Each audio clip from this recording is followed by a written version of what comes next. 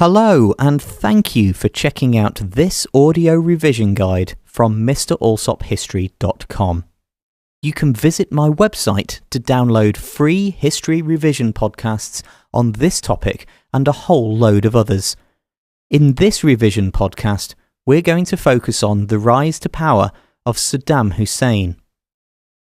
Saddam Hussein became president of Iraq in 1979, a position he held until he was captured and imprisoned by American forces in 2003. This podcast will explore how Saddam came to power, with the next podcast in the series examining how he maintained his rule. When he was 20 years old, Saddam Hussein joined the Ba'ath Party, whose ultimate aim was to unite all the Arab states in the Middle East. This ideology is known as Arab nationalism, and to a certain extent it drove Saddam's early actions. Having failed in 1959 to assassinate a previous president who opposed Arab nationalism, Saddam was one of the leading figures in a bloodless but successful coup in 1968.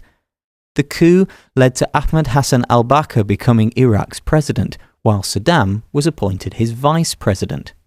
To understand how Saddam moved from the position of vice president to president, it's important to have a good understanding of how he built and consolidated his power during the 1970s. This part of the syllabus focuses on the reasons for Saddam's rise to power, and so to do well you need to be able to explain a range of different factors. Similar to other dictators that you may have studied, Saddam combined different policies to secure his position. His ruthless systems of terror and repression ran alongside social and economic policies that gained him a lot of popular support. You need to be able to give specific and detailed examples of each, and that's what I hope that this podcast can help you with. It's firstly important to remember that Saddam could not have successfully implemented any of his policies as vice president without first establishing a strong power base within government. He did this by ensuring that the most important positions in the government and military were given to his friends and family from his hometown in the area of Tikrit. To keep the army on his side, Saddam also provided them with a large defence budget that enabled them to buy and develop modern weapons, including chemical weapons that Saddam would use later on in his rule. To ensure that the population did not oppose the ruling party, various parts of Iraqi society were brought under its control, and membership of important clubs and institutions was decided based on whether you were a member of the party or not. However, Saddam didn't only secure support through these underhand means. He oversaw the nationalisation, or government takeover, of Iraq's entire oil industry in 1972, and this led to a dramatic improvement in the economy. Just a year later, in 1973, Iraq joined with the other Arab oil-producing states in OPEC, that's an international organisation that coordinates petroleum policy, and they agreed to reduce production and, in some cases, stop exports of oil to Western countries.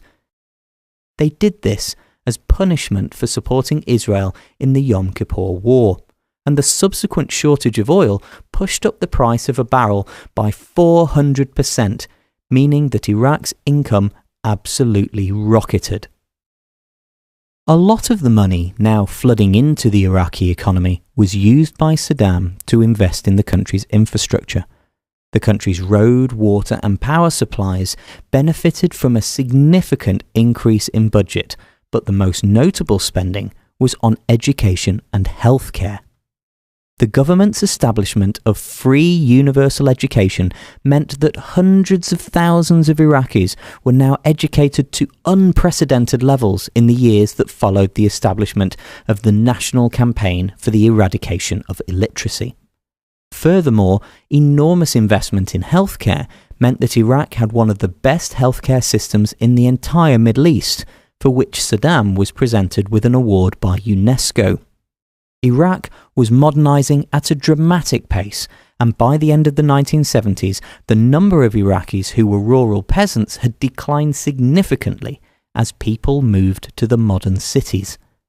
The level of investment that directly impacted ordinary Iraqis won Saddam huge popular support and also ensured that he had the backing of the new class of businessmen who worked within the industries that were now being developed. However, behind the social improvements and the political manoeuvring, there was a violent system of repression.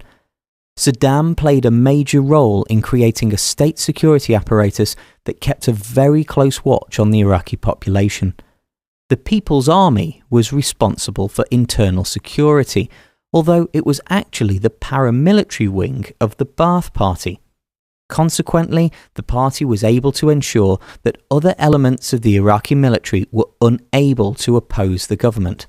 Furthermore, anybody who disagreed with the party would find themselves arrested by the secret police, known as the Department of General Intelligence, or the Mukhabarat, that frequently used torture, rape, and assassination to intimidate and remove enemies of the state.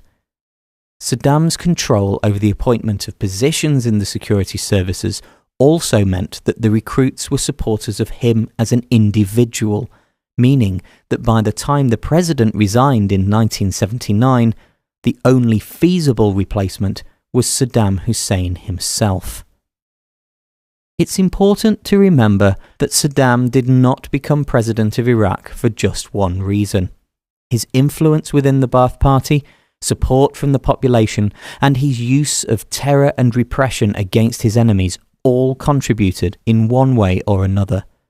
To do well in the exam, you need to be able to give specific examples for each of these factors, and to be able to explain how each one affected Saddam's rise to power.